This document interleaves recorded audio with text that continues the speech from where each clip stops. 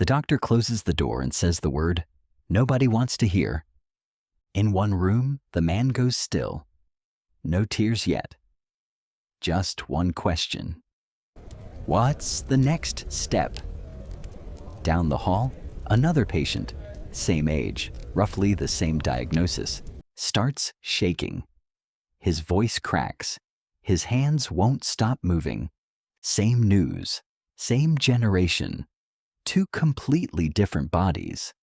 For years, we assumed this came down to personality. Some people are just calm, some aren't. You're either wired for it or you're not. Turns out that's backwards. When researchers scanned the brains of older adults reacting to distressing images, they found something strange. The part of the brain that sounds the alarm, the one that triggers fear, panic, that flood of adrenaline, actually gets quieter with age. And the part that manages that alarm, the part that decides what to actually do about it, gets stronger.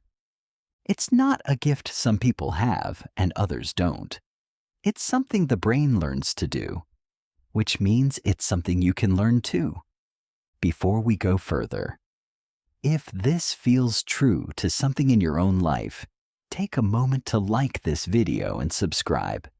It helps these conversations reach the people who need them.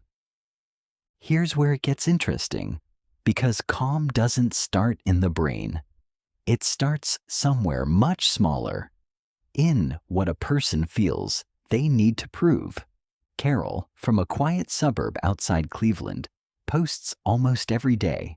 The cruise, the new patio furniture, her grandkids in matching outfits at Easter, everyone smiling on command. Her captions always land somewhere near blessed or living my best life. Her neighbor Walter doesn't post anything. He plays cards on Tuesdays, waters his tomatoes, and if you ask him how retirement's going, he shrugs and says, "Can't complain." That's it. That's the whole answer. Ask yourself honestly, which one of them do you think sleeps better at night? There's an old, almost uncomfortable truth buried in that comparison. The more a person needs the world to see them as fine, the more likely it is that something underneath isn't. Performing a calm life and actually having one are not the same thing, and the body knows the difference even when the caption doesn't. The people who are genuinely unbothered rarely announce it. They don't need an audience to confirm it's true. Which raises an odd question. If calm doesn't come from proving anything to anyone, where does it come from? Partly, it comes from where a person puts their worry. Here's something almost nobody talks about. The people we love the most are often the ones who cost us our peace. A son who won't answer his phone for 3 days. A daughter's marriage that isn't going well. A wife's test results that haven't come back yet. Love, by its nature, keeps us on alert. The deeper the bond, the harder it is to simply exhale. Which is why something strange happens at places like the senior center in Walterstown, or the folding tables set up every Thursday morning at a church basement in small-town Ohio. The people there aren't bound by anything. Nobody owes anybody an explanation. Nobody's health depends on the outcome of the conversation. And somehow, in that low-stakes room, people loosen in a way they never do at their own kitchen table. It isn't that family matters less. It's that a life built only on deep, heavy ties leaves no room to breathe. The people who stay calm as they age tend to keep both. The deep relationships that give life meaning, and the loose, easy ones that give it air. That loosening does something else too. It changes what a person is actually capable of noticing. Ruth and Jean have been married for 41 years. 2 years ago, They signed up for a pottery class at their community center in North Carolina, mostly out of boredom. Something unexpected happened.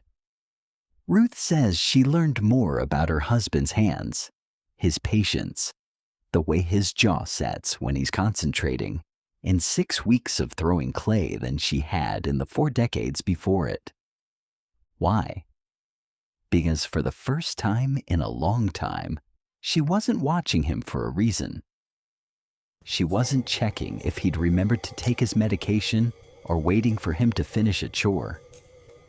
She was just watching him exist. That's the part almost nobody mentions about attention. It's nearly impossible to truly see someone when you need something from them. The moment there's an agenda, money, approval, a favor, observation turns into strategy. But strip the agenda away, and people suddenly become visible again. That's a large part of why learning something new later in life tends to make people calmer, not just more entertained. It hands them back the ability to simply watch without watching for anything. And once someone gets in the habit of watching closely, themselves included, something else tends to fade. The talking. Every family has a Frank. At Thanksgiving in a farmhouse in Vermont, Frank is still telling the story about the time he closed the biggest deal of his career, back in 1987. Nobody asked. He tells it anyway, louder each year, like the volume compensates for something. Across the table, his brother-in-law says almost nothing, passes the potatoes, laughs at the right moments, and somehow ends up being the person everyone wants to sit next to. There's a quiet, almost embarrassing truth in that room. The more someone needs to remind you who they used to be, the less they usually have going on right now. It isn't a character flaw so much as a signal. A mind trying to fill a gap with volume instead of substance. One man, writing online about growing older, admitted something almost dismissively simple. He said he'd stopped getting angry at people at work, not because he'd become a saint, but because he genuinely didn't care that much anymore. Not numbness, just proportion. The things that used to demand a reaction from him quietly stopped feeling worth the reaction. That's what real calm sounds like from the inside. Not suppression, just less interest in performing an opinion about everything. If any of this sounds familiar, if you've noticed yourself talking less or caring less about winning arguments than you used to, tell us in the comments what changed for you. It might be exactly what someone else needs to hear right now. Here's the part that ties all of it together, and it has almost nothing to do with willpower.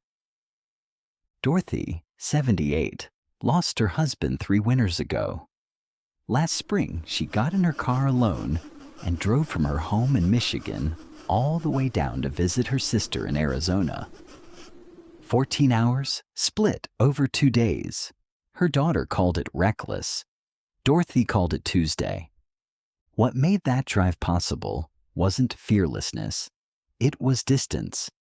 Not the kind measured in miles, but the kind measured in time.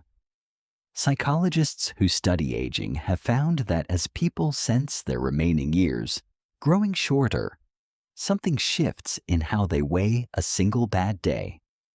Researchers call it a change in time horizon. When the road ahead feels long, every pothole feels like a crisis. When a person can see the whole shape of their life at once, a single flat tire, a single rude comment, a single bad diagnosis, gets measured against everything else that's happened, and everything still to come, it shrinks. Not because it stopped mattering, but because it finally has company. That's why Dorothy could sit in a gas station off I-40 alone, eating a bad sandwich, and still feel completely fine. She wasn't measuring that moment against her whole life. She was just letting it be one moment in it. Put it all together, and it stops looking like 5 separate traits. It starts looking like one long exhale. The people who stay calm as they age aren't performing peace for anyone. They keep both the deep relationships that matter and the light ones that ask for nothing. They've learned to watch themselves and everyone else without needing anything from what they see. They've quietly stopped needing the last word, and they've stretched their sense of time long enough that today's trouble finally has room to be small. None of it happened overnight, and none of it happened because they were simply born easier to please. Somewhere along the way, each of them let go of something: an audience, a grudge, a deadline that didn't actually exist. And what was left underneath all of that letting go wasn't emptiness. It was room. Room to just sit at the table, pass the potatoes, and be exactly as old as they are, without apology. If someone came to mind while you were watching this, a parent, a neighbor, maybe even yourself on a good day, share this with them. It might open a conversation the two of you have been circling for years without quite landing on it. Thanks for spending this time here. We'll see you in the next one.